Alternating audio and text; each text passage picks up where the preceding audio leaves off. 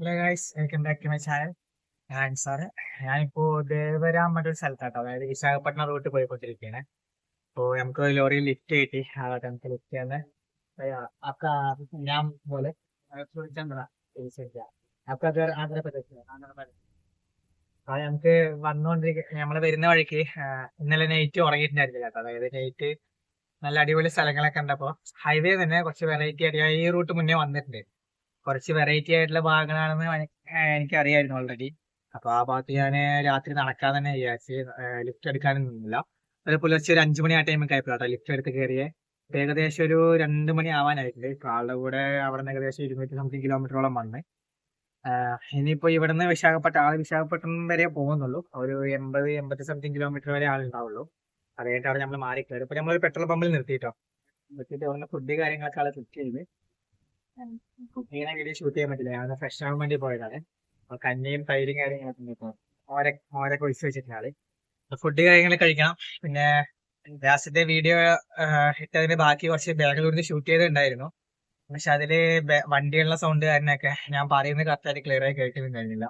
പക്ഷെ അധികം video shoot ചെയ്തിരുന്നു. ഒരു 4 മണിക്കൂറിന് മേലെ അതിൽ വീഡിയോ ഷൂട്ട് ചെയ്തിട്ടുണ്ടായിരുന്നു.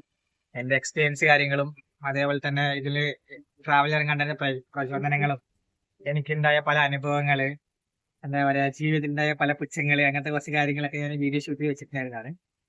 പക്ഷെ എന്താ പറയാ, അല്ലേലും എന്റെ അങ്ങനെ തന്നെയാണ്. എന്തെങ്കിലുമൊക്കെ സീരിയസ് ആയിട്ട് ചെയ്ത് കഴിഞ്ഞാൽ ലാസ്റ്റ് അത് ഏതെങ്കിലും രീതിക്ക് കോമഡി ആയിട്ട് അത് നമുക്ക് പറ്റാത്ത രീതിക്കായിട്ട് പോകും. അതുപോലെ തന്നെ ആയിപ്പോ അതിൽ സൗണ്ട് കാര്യങ്ങളൊന്നും ഉണ്ടായിരുന്നില്ല. സൗണ്ട് സംസാരിച്ചുകൊണ്ട് സൗണ്ട് പോയി എന്നുള്ളത് മാത്രമേ അതില് ആകെ ഒരു ഇത് കിട്ടിയിട്ടുള്ളൂ. എന്തായാലും അതൊക്കെ വിട്ട് ഇനിയിപ്പോ ഫുഡ് കഴിക്കല് കാര്യങ്ങൾ കഴിഞ്ഞിട്ട് ചിലപ്പോ ഇവിടുന്ന് ഞങ്ങളിപ്പോ തന്നെ പോകും. ഞങ്ങൾ കുറച്ച് റെസ്റ്റ് എടുത്തിട്ടേ പോകുള്ളൂ. റെസ്റ്റ് എടുക്കാൻ നിൽക്കുകയാണെങ്കിൽ ഇവിടെ തന്നെ മാക്സിമം അതിന്റെ ബാക്കി കാര്യങ്ങളൊക്കെ എന്റെ എക്സ്പീരിയൻസ് കാര്യങ്ങളൊക്കെ അതിൽ ഇൻക്ലൂഡ് ചെയ്യാം. അല്ലെങ്കിൽ വിശാഖപട്ടണം എത്തിയിട്ട് അവിടെ നിന്ന് ബാക്കി കാര്യങ്ങളൊക്കെ പറയുന്നുണ്ട് വിചാരിക്കുന്നത്. എന്തായാലും ഫുഡ് കഴിച്ചു. ഞാൻ കുറച്ച് കഴിച്ചിട്ടുണ്ടായിരുന്നു. എന്നെ നല്ല വിശപ്പുണ്ട്. രാവിലെ നേരെ കഴിച്ചിട്ടില്ല. രാവിലെ ഞങ്ങള് മഞ്ഞും കാര്യങ്ങളും ചായ തന്നെ കുടിച്ചിട്ടുണ്ടായിരുന്നു കേട്ടോ. എന്നാലും ഇത് കഴിച്ചു കഴിഞ്ഞിട്ട് നമുക്ക് കാണാം.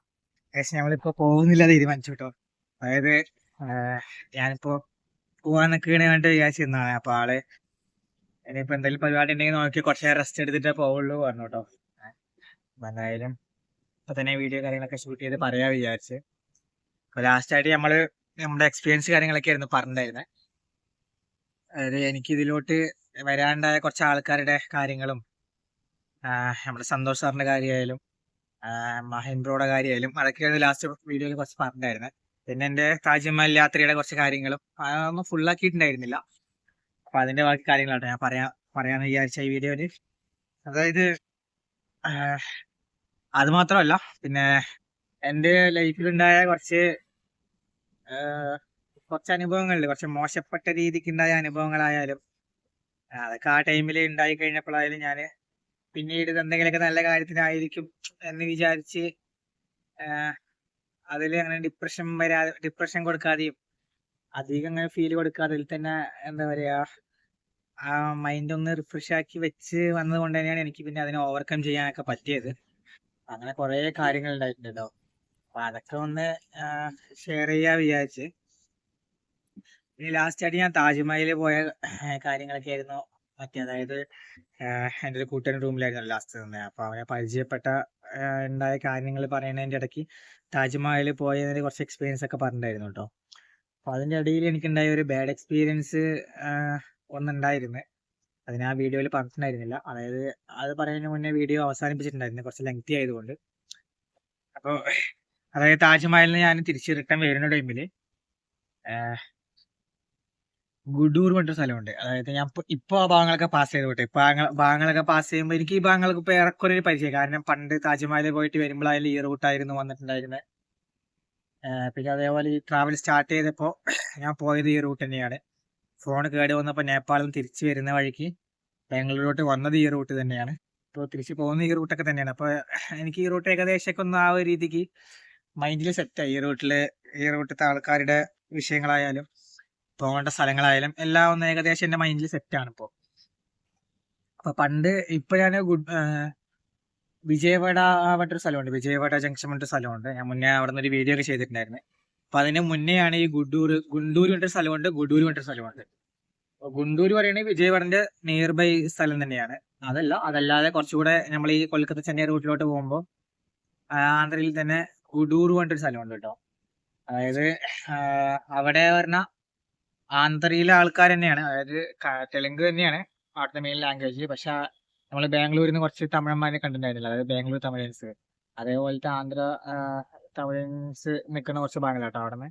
അപ്പോൾ ആ ഭാഗത്ത് എത്തുന്നതിന്റെ കുറച്ച് മുന്നേ ആയിട്ട് ഞാൻ അന്ന് ഇതേപോലെ ഒരു ലോറിയിൽ ലിഫ്റ്റ് എടുത്ത് കയറി അങ്ങനെ പോവുമായിരുന്നു. അപ്പൊ പോകുന്നതിന്റെ ഇടയ്ക്ക് വെച്ചിട്ട് കുറച്ച് ലോറിയിലുണ്ടായിരുന്ന ഒരാള്, എനിക്ക് ആ ടൈമിൽ ഞാൻ പറഞ്ഞിട്ടുണ്ടായിരുന്നല്ലോ, മുന്നേ വീഡിയോയിൽ പറഞ്ഞിട്ടുണ്ടായിരുന്നു, എനിക്ക് ആ ടൈമിൽ ഹിന്ദി ഒന്നും വലിയ രീതിക്ക് അറിയത്തില്ല, ഒട്ടും അറിയത്തില്ല. ഇംഗ്ലീഷ് ആകെ കുറച്ച് മാത്രമേ അറിയത്തുണ്ടായിരുന്നുള്ളൂ. അപ്പൊ ആ ലോറിയിലുണ്ടായിരുന്ന ആള് ഇംഗ്ലീഷിൽ സംസാരിച്ച് ഹിന്ദിയിൽ സംസാരിച്ച് ആൾക്ക് അതായത് ന്യൂഡൽഹിയിൽ നിന്ന് ആള് ലോഡും കൊണ്ട് വരികയാണ് ഈ ഭാഗത്തോട്ട് എവിടേക്കോ വരികയാണ്. ബാംഗ്ലൂർക്കാണ് എവിടേക്കാണ് കറക്റ്റ് എനിക്ക് ആ ടൈമിൽ ഓർമ്മയില്ല.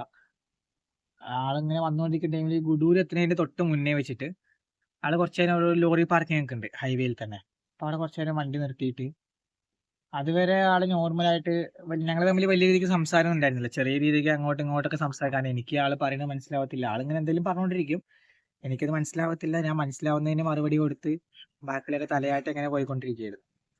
അപ്പോൾ എനിക്ക് ആ ഭാഷ അറിയാത്തത് കൊണ്ടാണോ ആ ടൈമിൽ ആ പ്രശ്നം ഉണ്ടായത് എന്നറിയത്തില്ല കേട്ടോ. കാരണം ആള് വേറൊരു മൈൻഡിലായിരുന്നു. നമ്മൾ പറയുകയാണെങ്കിൽ ഈ കൊണ്ടത്തരം എന്നൊക്കെ പറയത്തില്ല, അതേപോലത്തെ ഒരു മൈൻഡിലായിരുന്ന ആളെന്റെ സംസാരിച്ചത്. എനിക്ക് പക്ഷെ മനസ്സിലായിട്ടുണ്ടായിരുന്നില്ല.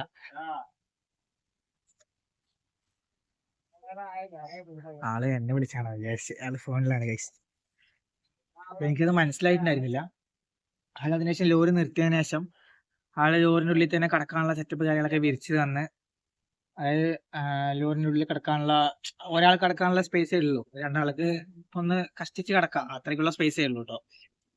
അവിടെ ആള് ഫുള്ള് വിരിച്ചു തന്ന ഞാന് ഭയങ്കര ആള് വലിയ നമ്മളെ ഹെൽപ്പ് ചെയ്യണേ, ആ ഒരു രീതിക്ക് ഭയങ്കര ഇതായിട്ട് എന്റെ മൈൻഡിൽ ആളുടെ ആ ടൈമിലത്തെ ആ ഒരു പ്രവർത്തികളൊക്കെ വലിയൊരു ഇതായിട്ട് നിൽക്കായിരുന്നു. ഞാനും കുറച്ച് ഫ്രണ്ട്ലി ആയിട്ട് നിന്ന് ആ ടൈമിൽ ഞങ്ങള് കടക്കാൻ നിന്നില്ല, എല്ലാം സെറ്റാക്കി കഴിഞ്ഞ് ഒന്ന് ഫ്രഷ് ആയിട്ട് വന്ന് കടക്കാൻ വേണ്ടി നിൽക്കുന്നത്. അപ്പൊ ഗവൺമെന്റ് ലോറി പാർക്കിംഗ് തന്നെ കേട്ടോ. അവിടെ ഒന്ന് ഫ്രഷ് ആവാനൊക്കെ പോയി തിരിച്ച് വന്ന് അപ്പൊ ആളൊന്ന് ഫ്രഷ് ആയിട്ടൊക്കെ വന്ന് നിന്നിട്ട് ആൾ എന്നെ കൊണ്ട് പിന്നെ ഇതേപോലെ തന്നെ കുറെ കാര്യങ്ങൾ സംസാരിച്ച്. അപ്പോഴൊന്നും പലതും എനിക്ക് മനസ്സിലായില്ലെങ്കിൽ ഞാൻ ആയില്ല എന്ന രീതിക്ക് അങ്ങനെ ആയില്ല പറയാതെ മനസ്സിലായ പോലെയൊക്കെ ഞാനിങ്ങനെ തലയെ കാട്ടി സ്റ്റാർട്ട് ചെയ്തു. നേറ്റ് ആൾ അവിടെ നിന്ന് കുറച്ച് എന്നെ മിസ്യൂസ് ചെയ്യാൻ വേണ്ടി ശ്രമിച്ച്. ആ ടൈമില് ആളാദ്യം പറഞ്ഞൊന്നും എനിക്ക് മനസ്സിലായിട്ടുണ്ടായിരുന്നില്ല, അതുകൊണ്ട് ഞാൻ തലയാട്ടി എന്നതായിരുന്നു. പക്ഷെ അതാണ് കാര്യം എന്ന് മനസ്സിലായപ്പോ ഞാൻ അതിനെ എതിർത്ത്. അവിടെ അങ്ങനെ ചെറിയൊരു ഇഷ്യൂ ഉണ്ടായി.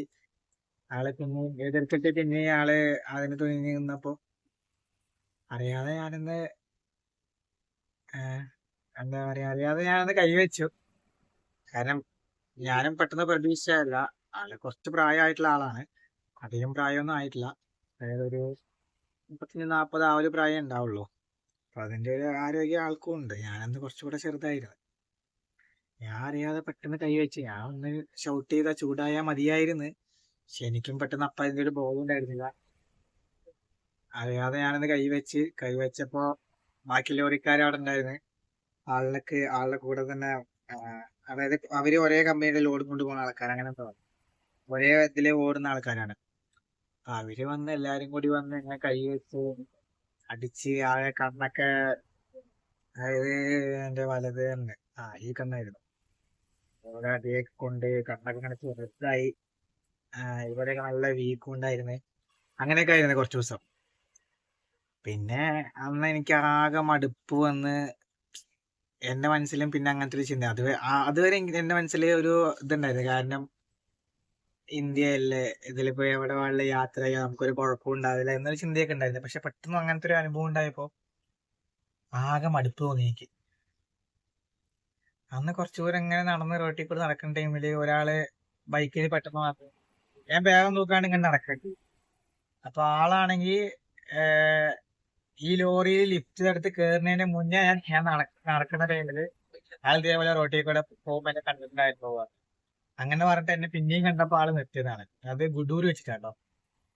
അതായത് ആളും വേറെ എവിടെന്നോ ആളുടെ റൂമിൽ വെച്ച് തന്നെ കണ്ട് മുന്നേ കണ്ട് അപ്പോൾ നടക്കണ ഇതേപോലെ കണ്ട് ഇവിടുന്ന് ആള് കണ്ടപ്പോ എന്നെ പെട്ടെന്ന് നിർത്തി ആരാണ് എന്താണെന്നൊക്കെ ചോദിച്ചത്. ആൾ ആദ്യം ചോദിച്ച തെലുങ്കിലാണ്, എനിക്ക് തെലുങ്ക് മനസ്സിലായില്ല. ഞാൻ പോലെ കേരളത്തിൽ നിന്നാണ്, തമിഴ് അറിയോ ചോദിച്ചു. അപ്പൊ ആൾക്ക് തമിഴ് അറിയാം. ആളുടെ ആ ഒരു പ്രദേശത്തുള്ള ആൾക്കാരൊക്കെ നേരത്തെ ഞാൻ പറഞ്ഞ പോലെ തന്നെ തമിഴ് അറിയാവുന്ന, തെലുങ്ക് തന്നെയാണ്, ആന്ധ്രയിൽ തന്നെയാണ്, പക്ഷെ തമിഴ് അറിയാവുന്ന ആൾക്കാർ തന്നെയാണ്.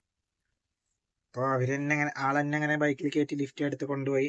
അപ്പൊ എവിടുന്നാ വരുന്നത് കാര്യങ്ങളൊക്കെ ചോദിച്ചിങ്ങനെ കാര്യങ്ങളൊക്കെ പറഞ്ഞു. ഫേസിന് എന്ത് പറ്റി ചോദിച്ചപ്പോ ഫേസിൽ പറ്റിയ കാര്യങ്ങളൊക്കെ പറഞ്ഞു. വേറൊരു വിഷയം എന്താ ചെയ്യുണ്ടായ പ്രശ്നം, എന്റെ ആകെ 1-2 കൂട്ടുകാർക്ക് മാത്രമേ അറിയുള്ളൂ കേട്ടോ. ഞാൻ താജ്മഹൽ പോയത് വീട്ടിലേറെക്കുറെ എന്റെ അന്നെടുത്ത കുറച്ച് ഫോട്ടോസ് ഉണ്ടായിരുന്നു, കുറച്ച് ആൽബംസ്, മറ്റേ അവിടുന്ന് ഫോട്ടോഗ്രാഫേഴ്സ് എടുത്ത് ഫോട്ടോ എടുത്ത് തന്നിട്ടുണ്ടായിരുന്നു, മറ്റേ ഫോട്ടോ ഇതാക്കി തന്നിട്ടുണ്ടായിരുന്നു. അങ്ങനത്തെ ഫോട്ടോസ് കണ്ട് വീട്ടിൽ പോയതൊക്കെ അറിയാം, പക്ഷെ ഇങ്ങനത്തെ ഇൻസിഡന്റ് ഒന്നും വീട്ടിൽ അറിയത്തില്ല. എനിക്ക് അടുത്തറിയാവുന്ന 1-2 ഫ്രണ്ട്സിന് മാത്രമേ ഇങ്ങനത്തെ ഇൻസിഡന്റ് ഞാൻ ഷെയർ ചെയ്തിട്ടുണ്ടായിരുന്നുള്ളൂ കേട്ടോ ഇതുവരെ. അപ്പൊ അങ്ങനെ ആളോട് ഞാൻ കാര്യങ്ങളൊക്കെ പറഞ്ഞ് ആളങ്ങനെ ബൈക്കിൽ തന്നെ കൊണ്ടുപോയി. ഫുഡ് കഴിച്ചു ചോദിച്ചില്ല, ഞാൻ ഇന്നലെ രാത്രി കഴിച്ചാണ് പറഞ്ഞത്. ലോറിക്കാരൻ എനിക്ക് ഫുഡൊക്കെ വാങ്ങി തന്നിട്ടുണ്ടായിരുന്നു കേട്ടോ, അതിന് ശേഷം കേട്ടോ അങ്ങോട്ട് ലോറി നിൽക്കാൻ പോയപ്പോൾ ഇൻസിഡന്റ് ഒക്കെ ഉണ്ടായത്. അപ്പൊ അതിന് മുന്നേ ആളെ ഫുഡൊക്കെ വാങ്ങി തന്നിട്ടുണ്ടായിരുന്നു, അതിന് ശേഷമാണ് അങ്ങനെയൊക്കെ ഉണ്ടായത്. പ്രശ്നങ്ങൾ കാര്യങ്ങൾ അങ്ങനെ ഉള്ളതുപോലെ പറഞ്ഞ ആളുടെ കയ്യില്. അപ്പൊ ആള് നേരെ ഒരു റെസ്റ്റോറന്റിലോട്ട് കൊണ്ടുപോയി. അവിടെ ഫുഡ് കഴിക്കാൻ വേണ്ടി പോയപ്പോ അത് റെസ്റ്റോറന്റും ഒരു ബാറും ആ ഒരു രീതിക്ക് കേട്ടോ. അപ്പൊ ആളുടെ ഫ്രണ്ട്സ്, ആളുടെ ചേട്ടനും അനിയനും കസിനും ഫ്രണ്ട്സും എല്ലാവരും ആ ബാറിൽ ഓൾറെഡി. ബാറ് പറയാൻ പറ്റില്ല, റെസ്റ്റോറന്റ് തന്നെയാണ് അതിന്റെ പേരുണ്ടായിരുന്നത്. ഉള്ളില് മദ്യം കൊടുക്കുന്നതിനേ ഉള്ളൂ. അവരെങ്ങനെ മദ്യങ്ങളൊക്കെ ഇങ്ങനെ ഓർഡർ ചെയ്ത് എനിക്കെന്താ വേണ്ടി വെച്ചു. അപ്പൊ ഞാന് ഫുഡ് കാര്യങ്ങളൊക്കെ പറഞ്ഞ് ആ ടൈമിൽ എന്താ അവിടെ നൂഡിൽസും ഫ്രൈഡ് റൈസ് അങ്ങനത്തെ ഐറ്റംസ് ഒക്കെ ഉണ്ടായിരുന്നു. അപ്പൊ നൂഡിൽസ് പറഞ്ഞ് ഞാൻ നൂഡിൽസ് കഴിക്കായിരുന്നു. അപ്പൊ അവര് എനിക്കൊരു ബീർ ഓർഡർ ചെയ്ത്. ഞാൻ പറഞ്ഞു ഇങ്ങനെ കുടിക്കത്തില്ല പറഞ്ഞു. പിന്നെ അതിനുശേഷം അവരിങ്ങനെ എന്റെ കാര്യങ്ങളൊക്കെ ഇങ്ങനെ പറഞ്ഞ് അവര് തമ്മിൽ ചർച്ചയായി.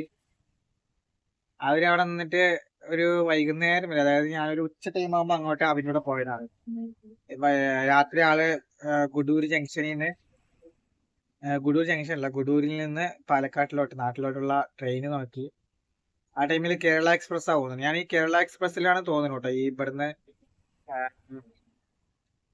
ഇവിടേക്ക് പോയ അവിടെ ആഗ്രയിലോട്ട് ട്രെയിൻ കയറിയത് അതിലാണ് തോന്നുന്നു കേട്ടോ, കറക്റ്റ് ഓർമ്മയില്ല, അത് ടിക്കറ്റ് നോക്കിയാലേ അറിയുള്ളൂ. എന്തായാലും തിരിച്ചിങ്ങോട്ട് വരുമ്പോ കേരള എക്സ്പ്രസ് അതേ വണ്ടി തന്നെ തോന്നുന്നു, അവിടെ നിന്ന് റിട്ടേൺ വരുന്ന വണ്ടി തന്നെ ആയിരുന്നു തോന്നുന്നു. അപ്പോ കേരള എക്സ്പ്രസ്സിലായിരുന്നു അവരെന്നെ കയറ്റി വിട്ടെ. അപ്പൊ അത് 8 മണി 8:30 ആ ടൈമിൽ എന്തോണ് അവിടുന്ന് വണ്ടി ഉണ്ടായിരുന്നത്. അവരുടെ ടൈമിംഗ് ഒക്കെ നോക്കി അതുവരെ അവിടെ തന്നെ ഇരിക്കാ പറഞ്ഞു. പിന്നെ അവരുടെ കഥകൾ പറഞ്ഞ് ഇവര് പക്ക ഗുണ്ടകളായിരുന്നു കേട്ടോ മുന്നേ. അവരുടെ ഇങ്ങനത്തെ കഥകളും വെട്ടും കുത്തും കാര്യങ്ങളിലൊക്കെ ഇങ്ങനെ കുറെ പറഞ്ഞു. എനിക്കപ്പൊ ഇങ്ങനെ ടെൻഷൻ കൂടി വരികയായിരുന്നു. പിന്നെ ഞാനതൊക്കെ എന്തായാലും ഇവരെന്നെ ഹെൽപ്പ് ചെയ്തവരാണ്, എന്നെന്തായാലും ഇവരൊന്നും ചെയ്യില്ല എന്നൊരു ധൈര്യത്തിൽ ഞാനും അവരുടെ കൂടെ തന്നെ വിശ്വസിച്ചിരുന്നു. അപ്പൊ അയാള് എന്നെക്കാൾ വലിയ പ്രശ്നത്തില് ആദ്യപ്പെട്ട് വരുമായിരുന്നു. അതായത് ആളുടെ വൈഫുമായിട്ടുള്ള കുറച്ച് പ്രശ്നങ്ങളില് വൈഫിന്റെ വീട്ടിൽ പോയി. വൈഫ് ഇയാളുടെ ഉദ്ദേശിച്ച് വൈഫിന്റെ വീട്ടിലോട്ട് പോയി. ഇയാളപ്പോ വൈഫിനെ വിളിക്കാൻ വേണ്ടി വൈഫിന്റെ വീട്ടിലോട്ട് പോയി. അവിടുന്ന് വൈഫിന്റെ അച്ഛൻ ഇയാളിനെ വെട്ടവും ആൾക്കാരെ വിട്ട് തല്ലിപ്പിക്കലും, അതായത് അവന്റെ വീട്ടിൽ നിന്ന് തന്നെ വെട്ടിയെന്നാ പറഞ്ഞത്. കയ്യിൽ പാടും കാര്യങ്ങളൊക്കെ കാണിച്ചു തന്നെ ഞാൻ ആൾക്കാരെ വിട്ട് തല്ലിപ്പിച്ചതും അങ്ങനെ കുറെ പ്രശ്നങ്ങളൊക്കെ ആയിട്ട് ഇയാൾ അതിന്റെ ആ ഒരു ഹോസ്പിറ്റലിൽ നിന്ന് ഇറങ്ങിയിട്ട് വന്നുകൊണ്ടിരിക്കുക. അപ്പൊ ഞാൻ എന്നെങ്ങനെ മീറ്റ് ചെയ്ത് കൊണ്ടുപോയതൊക്കെ ഇവര് തമ്മിൽ പിന്നെ അങ്ങോട്ടും ഇങ്ങോട്ടും ഗൂഢാലോചനയായി. അതായത് ഇയാളുടെ സ്വന്തം ഏട്ടനും കസിനും അനിയന്മാരും ഇതിന്റെ പിന്നെ കൂടിയിരുന്ന് വെള്ളമെടുത്തോണ്ടിരിക്കും. ഇവര് തമ്മിൽ പ്ലാനിങ് ആയി, നീ നോക്കിയിരുന്നാ മതി, ഞങ്ങള് പോയി വെട്ടിക്കോളാ. അതായത് വൈഫിന്റെ അച്ഛനാണ്, അയാളുടെ വൈഫിന്റെ അച്ഛന്റെ കാര്യം പറയണേ. അങ്ങനെയുള്ള കുറച്ച് ടോക്സിക് ആയിട്ടുള്ള കൂട്ടങ്ങളാണ്. അപ്പൊ എനിക്ക് ഒന്നുകൂടെ പേടി ഇങ്ങനെ മനസ്സിങ്ങനെ കൂടി വന്നു. ഞാൻ അപ്പൊ പറഞ്ഞ ഇല്ല, ട്രെയിനിൽ പോകണ്ട, അങ്ങനെ തന്നെ പൊക്കോളാം, വണ്ടി അതിൽ കിട്ടുന്നൊക്കെ പറഞ്ഞപ്പോ ആൾക്ക് കാര്യം മനസ്സിലായി. ഇവരുടെ സംസാരം കൊണ്ട് എനിക്ക് കുറച്ച് പേടിയാവാൻ തുടങ്ങിയത്. ആൾ ഓപ്പണായി പറഞ്ഞു അങ്ങനെ ഒരു പ്രശ്നമുള്ളത് കൊണ്ടാണ്. പിന്നെ ആളുടെ എല്ലാ കാര്യങ്ങളും ആൾ ഓപ്പണായി പറഞ്ഞപ്പോ എനിക്കും ആളുടെ ഭാഗത്താണ് ന്യായം എന്ന് തോന്നി. കാരണം ആള് എന്നോട്, ഒരാളെ ഒരിക്കലും നമ്മളോട് അയാളുടെ കുറ്റങ്ങൾ പറയില്ല എന്ന് തന്നെയാണ് ഞാനും വിശ്വസിച്ചിട്ടുണ്ടായിരുന്നത്. പക്ഷെ ആളുടെ കുറ്റങ്ങളും കാര്യങ്ങളും പറഞ്ഞ് ആള് അതിന് മാപ്പ് ചോദിക്കാൻ വേണ്ടി പോയി. കൊടുക്കാവുന്ന, അതായത് മാപ്പ് കൊടുത്ത് പ്രോബ്ലം സോൾവ് ചെയ്യാൻ ചെറിയ കേസുകളെ അവന്റെ ഇതിൽ ഉണ്ടായിരുന്നു, ഞാൻ കേട്ടിടത്തോളം ഉണ്ടായിരുന്നുള്ളൂ. ആള് പറഞ്ഞത് തന്നെയാണ്. അതിലാണ് ഇത്രയും വലിയ പ്രശ്നം ഉണ്ടായത്. ഈഗോ പ്രശ്നം കാരണം വൈഫിന്റെ അച്ഛൻ വെട്ടലും ആളെ വിട്ട് തള്ളിലും അങ്ങനെയൊക്കെ ആയതുകൊണ്ട് ഇവര് പ്രേമിച്ച് കിട്ടിയതാണ്. അങ്ങനത്തെ കുറെ പ്രശ്നങ്ങളൊക്കെ പറഞ്ഞ് അങ്ങനെ കുറച്ച് അനുഭവങ്ങൾ അവിടെ നിന്നുണ്ടായി. ഞാൻ അവരിനെ ഫസ്റ്റ് ഇങ്ങോട്ട് വരുമ്പോ അവരിനെ കാണാൻ പറ്റുന്നത് നോക്കിയിട്ട് അവര് നമ്പർ ഉണ്ടായിരുന്നു. പക്ഷേ അന്ന് ഉണ്ടായ കുറച്ച് പ്രശ്നങ്ങൾ കാരണം, അതായത് ഇതിന് ശേഷം കുറച്ച് പ്രശ്നങ്ങൾ, വേറെ കുറച്ച് പ്രശ്നങ്ങൾ ജീവിതത്തിൽ വന്നിട്ടുണ്ടായിരുന്നു. ആ ഒരു ടൈമില് ഫോണൊക്കെ ഫുള്ള് റീസ്റ്റാർട്ട് ചെയ്ത് കുറച്ചു കാലം നമ്പറൊന്നും യൂസ് ചെയ്യാതെ, അതെന്താ പ്രശ്നം എന്നുള്ളത് ഞാൻ പറഞ്ഞുതരാം. അത് മിക്ക ആൾക്കാരും ചെയ്യുന്ന ഒരു തെറ്റാണ്. അത് മാക്സിമം ആൾക്കാർ ഇനി ചെയ്യാതിരിക്കുന്നതായിരിക്കും അവരുടെ ബെറ്റർ. കാരണം ഞാൻ ഒരിക്കൽ നല്ലപോലെ അനുഭവിച്ചതാണ്. അതിന്റെ പേരിൽ ഒരുപാട് അനുഭവിച്ചിട്ടില്ല ആ ഒരു കാര്യത്തിന്റെ പേരിൽ. എന്താന്നുള്ളത് ഞാൻ പറഞ്ഞുതരാം. പിന്നെ അപ്പോ ആ ടൈമില് ഫോണൊക്കെ റീസ്റ്റാർട്ട് ചെയ്ത് സിമ്മൊക്കെ പൊട്ടിച്ച് കളഞ്ഞ് പിന്നെ ആ പഴയ സിമ്മിന്റെ തന്നെ പിന്നെ കോപ്പി എടുത്താണ് ഇപ്പോ ആ സിമ്മിന്റെ കോപ്പിയേ ഉള്ളൂ. അതുകൊണ്ട് നമ്പർ കാര്യങ്ങളൊന്നുമില്ല. കാണാൻ പറ്റുമോ നോക്കി ഞങ്ങൾ അന്ന് പോയ റെസ്റ്റോറന്റ് ഭാഗങ്ങളിലൊക്കെ ഒന്ന് പോയി ആ ഭാഗത്തേക്ക് പോയിട്ടുണ്ടായിരുന്നു. ഞാൻ അന്ന് കണ്ട പരിചയമുള്ള മുഖങ്ങൾ, അവരുടെ മുഖമൊക്കെ നല്ല ഓർമ്മയുണ്ട് കേട്ടോ എനിക്ക്. കാരണം അന്ന് ഏറ്റവും കൂടുതൽ ഞാന് അതായത് ഒരാൾ അവരുടെ ജീവിത ഈ ദാമ്പത്യ ജീവിതത്തിലുള്ള പ്രശ്നങ്ങളായാലും അവരുടേതായിട്ടുള്ള കാഴ്ചപ്പാടായാലും, ഞാൻ ആദ്യമായിട്ടൊരു അവര് പറഞ്ഞ അനുസരിച്ച് അവര് മുന്നേ ഒരു ഗുണ്ടകൾ തന്നെയാണ്. അങ്ങനത്തെ രീതിക്കാണ് അവരോട് സംസാരം ടോക്കിങ് ഉണ്ടായിരുന്നത്. അതിന്റെ സംസാരത്തിന് എനിക്ക് മനസ്സിലായത് കേട്ടോ. അതായത് അവരുടെ വേഷവും കാര്യങ്ങളൊന്നും കണ്ടിട്ട്, വേഷം കണ്ടിട്ടൊന്നും അങ്ങനെ ഒരിക്കലും പറയത്തില്ല. അത് കണ്ടിട്ട് ഞാൻ പറഞ്ഞതുമല്ല, അവരുടെ സംസാരങ്ങളിൽ നിന്നും അവരവരുടെ ചെയ്ത പ്ലാനിങ്ങിൽ നിന്നൊക്കെ ഞാൻ മനസ്സിലാക്കിയതാട്ടോ. മുന്നേ അവര് പറയുകയും ചെയ്തിട്ടുണ്ടായിരുന്നു മുന്നേ കുറെ കേസുകളുടെ കാര്യങ്ങളൊക്കെ. അപ്പൊ അതൊക്കെ വെച്ചിട്ട് ഞാൻ പറഞ്ഞതാണ്. അങ്ങനെയുള്ള എക്സ്പീരിയൻസ് ഒക്കെ കിട്ടി. പിന്നെ അങ്ങനെയുള്ള ആൾക്കാര് എല്ലാവരും പൊതുവെ ഉപദ്രവകാരികളാണെന്ന് തള്ളിക്കളയുന്ന ആൾക്കാരാണല്ലോ.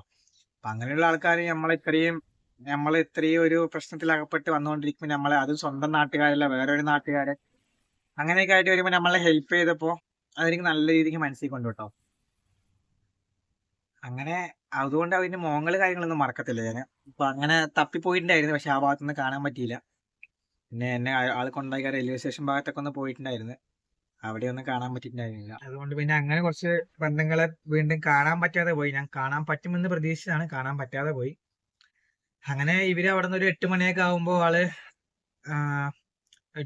ആ ടൈമൊക്കെ ആകുമ്പോ ആള് നല്ല ഫിറ്റായി കുടിച്ചിട്ട്. പക്ഷെ ആള് അവിടെ നിന്ന് ഏകദേശം ഒരു 60 കിലോമീറ്റർ ഉണ്ട് കുറച്ച് അധികം ദൂരം സിറ്റിയിൽ കൂടെയൊക്കെ ആള് കറക്കി കൊണ്ടുപോയി ലാസ്റ്റ് റെയിൽവേ സ്റ്റേഷനിൽ കൊണ്ടാക്കി എനിക്ക് ടിക്കറ്റ് എടുത്ത് തന്ന് എന്നെ ട്രെയിനിങ് കയറ്റി വിട്ട് എന്നിട്ട് ആൾ അവിടെ നിന്ന് പോയത്. ആ ഒരു വരവില് ഞാനും ആകെ തളർന്നില്ല. കാരണം ഇവിടെയൊക്കെ ഫുള്ള് വീങ്ങി കണ്ണൊക്കെ ചെറുതായി ആകെ. എനിക്ക് തന്നെ നമ്മള് ട്രെയിനിലെ ടോയ്ലറ്റിൽ കണ്ണാടി ഉണ്ടാവുമല്ലോ വാട്സപ്പ്, ഞാൻ അതിൽ കയറി ഇങ്ങനെ നോക്കുന്ന ടൈമിൽ എനിക്ക് തന്നെ ആകെ എന്നെ കണ്ട് ആകെ വേറെന്തോ ഒരു ഫീൽ ആയിരുന്നു. അപ്പൊ എനിക്ക് തന്നെ ആകെ മടുപ്പ് തോന്നിയിട്ടുണ്ടായിരുന്നു. പക്ഷെ ഇവരുടെ കുറച്ച് ആൾക്കാര് സഹകരിച്ചതിന്റെ ആ ഒരു സന്തോഷത്തിൽ ഇങ്ങനെ ആ ഒരു ഇതിൽ ഒറ്റ കാര്യത്തിൽ മാത്രം അങ്ങനെ പിടിച്ചു നിൽക്കുക. അവരുടെ അടുത്ത് കിട്ടിയ ഒരു ഹെൽപ്പില് ആ ഒരു ഹോസ്പിറ്റാലിറ്റിയിൽ ഭയങ്കര ഹാപ്പിയിൽ ആ ഒരു ഹാപ്പിനെസ്സിൽ ഇങ്ങനെ നിൽക്കരുത്. അങ്ങനെ വരുന്നതിന്റെ ഇടയ്ക്കാണ് നമ്മൾ നേരത്തെ ഈ ബാംഗ്ലൂരിൽ നിന്ന് കണ്ട് നമ്മളിത്ര ആളുണ്ടല്ലോ സമതലയിൽ, അങ്ങനെയാണ് ഈ സമതളനെ പരിചയപ്പെട്ടത്. സമതള അപ്പൊ ബാംഗ്ലൂരിൽ നിന്ന് തിരിച്ച് നാട്ടിലോട്ട് എറണാകുളത്തോട്ട് പോയിക്കൊണ്ടിരിക്കുക പോകുന്നത്. അങ്ങനെ അവിടെ നിന്നാണ് പരിചയപ്പെട്ടത്.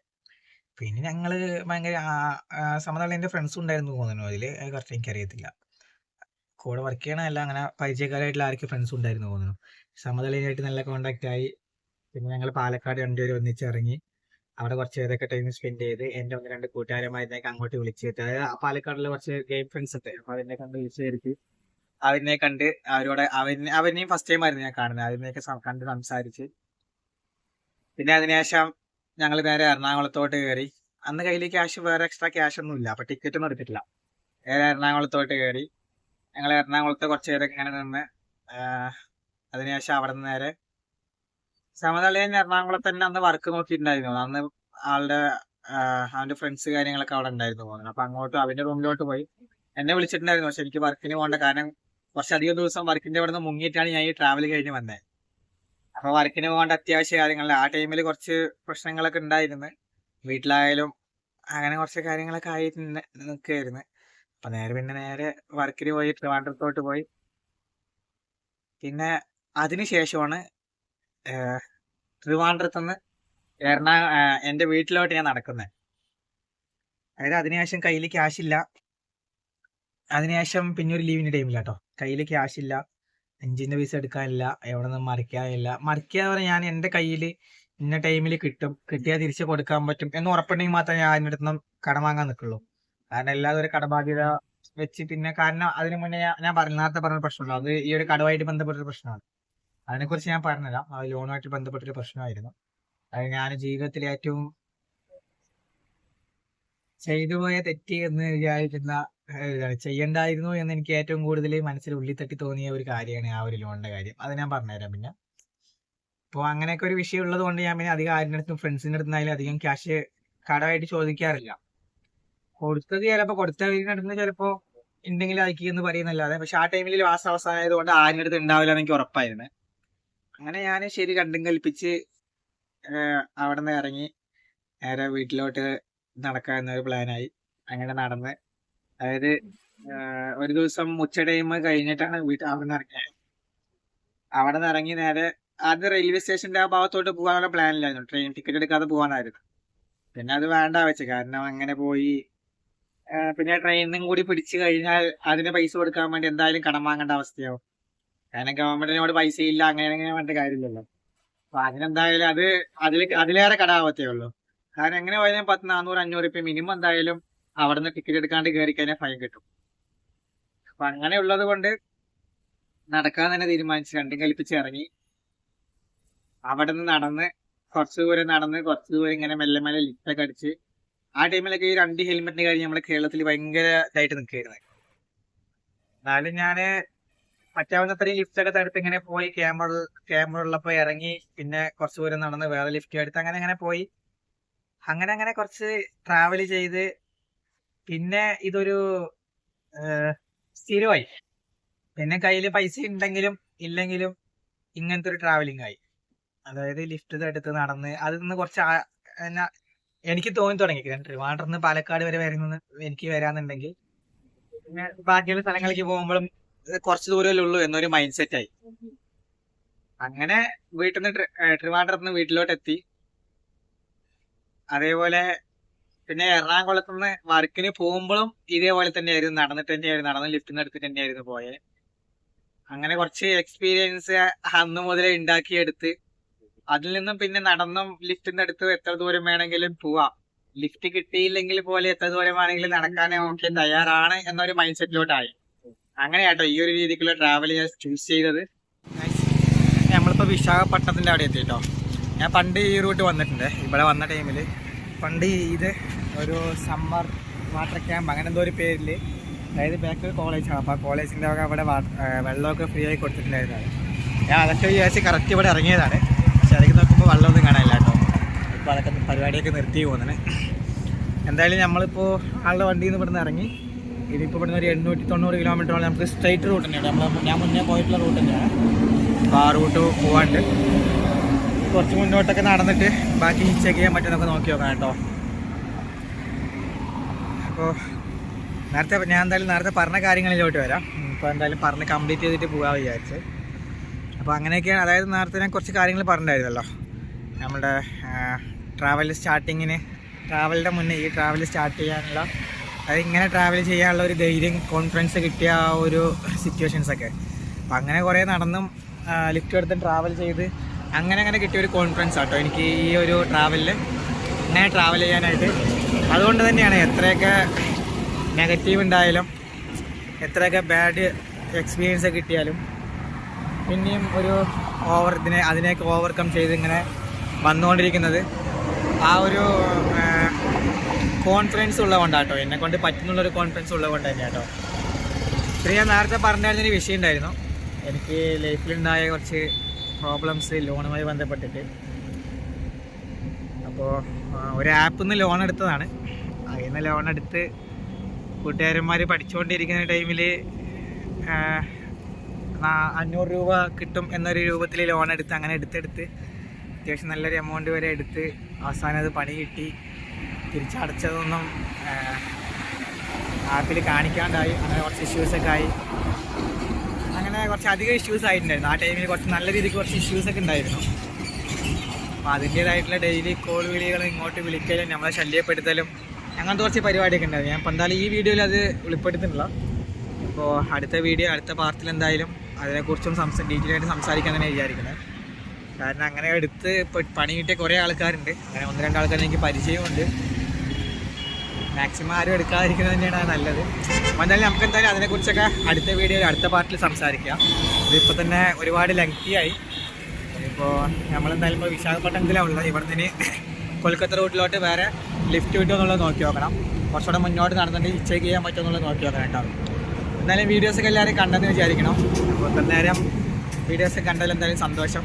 ഇനിയുള്ള വീഡിയോസൊക്കെ കാണാൻ ശ്രമിക്കുക. ഇപ്പോൾ എൻ്റെ മാക്സിമം 1-2 വീഡിയോയിലും കൂടി എൻ്റെ ഈ ഒരു എക്സ്പീരിയൻസ് കാര്യങ്ങളൊക്കെ ഉണ്ടാവത്തുള്ളൂ. അത് കഴിഞ്ഞാൽ വീണ്ടും അപ്പോഴത്തേക്ക് നമ്മൾ നേപ്പാൾ എത്തുന്നതാണ് പ്രതീക്ഷിക്കുന്നത്. അതിൻ്റെ ഇടയിൽ പിന്നെ ഈ പോയ റൂട്ട് എനിക്ക് പരിചയമുള്ള റൂട്ടുകൾ തന്നെയാണ്. അപ്പോൾ പുതിയ എന്തെങ്കിലും എക്സ്പീരിയൻസുകൾ കിട്ടുകയാണെങ്കിൽ, അനുഭവങ്ങൾ കിട്ടുകയാണെങ്കിൽ അത് ഞാൻ ഇതിൻ്റെ കൂടെ ഷെയർ ചെയ്യുന്നതായിരിക്കും. അപ്പോൾ എല്ലാവരും വീഡിയോ ഒക്കെ മുഴുവനായി കണ്ടെന്ന് വിചാരിക്കണം. ബാക്കി മുന്നേറ്റ വീഡിയോസൊക്കെ ഒന്ന് ചെക്ക് ചെയ്ത് നോക്കുക. അപ്പോൾ ഫ്രണ്ട്സിനൊക്കെ ഒന്ന് റെഫർ ചെയ്യുക, എല്ലാം ഒന്ന് ഷെയർ ചെയ്ത് കൊടുക്കുക. മാക്സിമം സപ്പോർട്ട് ചെയ്യട്ടെ എല്ലാവരും. കാരണം നമ്മൾ കുറച്ച് സ്ട്രഗിൾ എടുത്ത് ഇങ്ങനെ ട്രാവൽ ചെയ്യുന്നത് ട്രാവലിനോടുള്ള ഇഷ്ടം കൊണ്ടും, അതുപോലെ തന്നെ എന്താ പറയുക, ഞാൻ നേരത്തെ പറഞ്ഞ പോലെ തന്നെ ആൾക്കാരുടെ മൈൻഡ് സെറ്റ് പഠിക്കാനും, നമ്മുടെ അവിടെയുള്ള കാര്യങ്ങൾ ഇവിടെ വന്ന് ഷെയർ ചെയ്യാനും, ഇവിടെ നിന്ന് എനിക്ക് കിട്ടുന്ന അനുഭവങ്ങൾ നിങ്ങളോട് ഷെയർ ചെയ്യാനും, അങ്ങനെ അതൊക്കെ ആയിട്ടുള്ള അങ്ങനെയുള്ളൊരു മൈൻഡ് സെറ്റിലാട്ടോ. അപ്പോൾ എല്ലാവരും സപ്പോർട്ട് ചെയ്യുക. പിന്നെ നോ ക്യാഷ് ട്രാവലിംഗ് ആണ്. അപ്പോൾ അതിൻ്റേതായിട്ടുള്ള സ്ട്രഗിൾ എടുത്തിട്ട് തന്നെയാണ് ഈ ട്രാവൽ ചെയ്യുന്നത്. നല്ല രീതിക്ക് സ്ട്രഗിൾ ഉണ്ടാവുന്നുള്ള, നല്ല രീതിക്ക് പല സിറ്റുവേഷൻസും നമുക്ക് ഫേസ് ചെയ്യേണ്ടി വരും എന്നുള്ള ഒരു, അതായത് ഒരു കൺഫ്യൂഷനും ഇല്ലാതെ വരുന്ന എല്ലാ സ്ട്രഗിളുകളും ഫേസ് ചെയ്തിട്ട് മുന്നോട്ട് പോകാൻ വേണ്ടി അത് ഫേസ് ചെയ്യാൻ പറ്റുന്നുള്ള പൂർണ്ണ ഉറപ്പ് മനസ്സിലുള്ളത് കൊണ്ട് തന്നെയാണ്, മൈൻഡിലുള്ളത് കൊണ്ട് തന്നെയാണ് ഞാൻ ഈ ട്രാവലിൽ പുറപ്പെട്ടത്. അപ്പോൾ എന്തായാലും കൂടുതൽ പറഞ്ഞ് പഠിപ്പിക്കില്ല. അടുത്ത വീഡിയോയിൽ എന്തായാലും അതും ഫോളോ അപ്പ് ചെയ്യുക. പിന്നെ സബ്സ്ക്രൈബ് ചെയ്യാതെ കാണുന്നവരൊക്കെ ഒന്ന് സബ്സ്ക്രൈബ് ചെയ്യുക, സപ്പോർട്ട് ചെയ്യുക കേട്ടോ. അപ്പോൾ ഓക്കെ, ബൈ.